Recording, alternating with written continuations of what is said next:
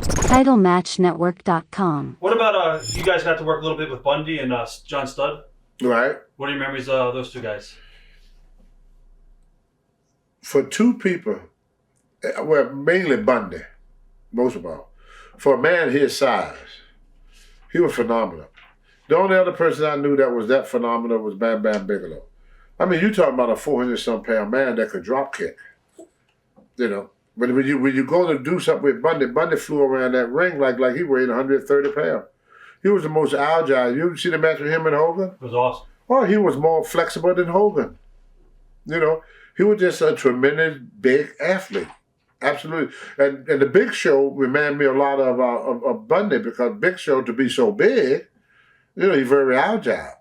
You know, you'll watch how Big Show can move, and he can take any move and do anything that Ray them smaller kid can do. It's amazing that once in a while you get a person like the Big Show or a person like King Kong Bundy.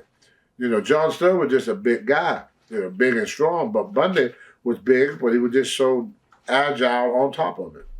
How about Ivan Putski?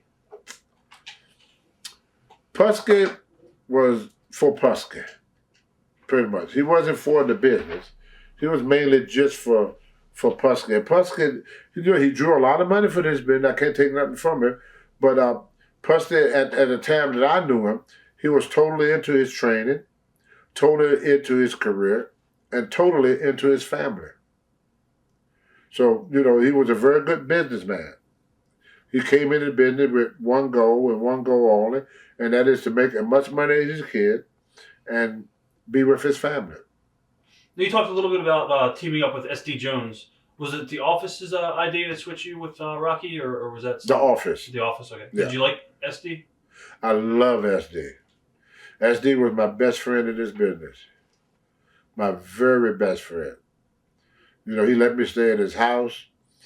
He was out of town. I slept in his house with his wife in the same house, just me and her. Right. You know, he trusted me with his family, with his wife. You know, he would give me the shirt off of his back. You know, SD was I would say was my truly a very, very good friend of mine. Do you remember when Randy and his brother came into the company, Lanny Poffo, when they came into the Yes. company? What are your early memories of Randy? Because a lot of people say different things about him. Well, a lot of people figure they're going to give the big push to them as a tag team. But Vince was a little bit smaller than that. He decided to make them a separate entity, which was the best thing in the world, because that Macho Man gimmick went off like $1 million. Yeah. I mean, Lenny was believe it or not, Lenny was a better athlete, but he just didn't have what Randy had as far as the looks, the microphone, and the charisma, you know. And, you know, the thing they did with him as the porter, but, you know, the professor and all that stuff, it was okay, right, but it didn't come nowhere near the status of Macho Man did. Even now, people go, oh, yeah, you know, it's still just as strong. I remember the Slim Jim commercial way back of Randy. Even now, when they do Slim Jim, you almost picture Randy doing it. You know, it just, you know, he was a phenomenal entertainer, and Vince used him properly in the right way.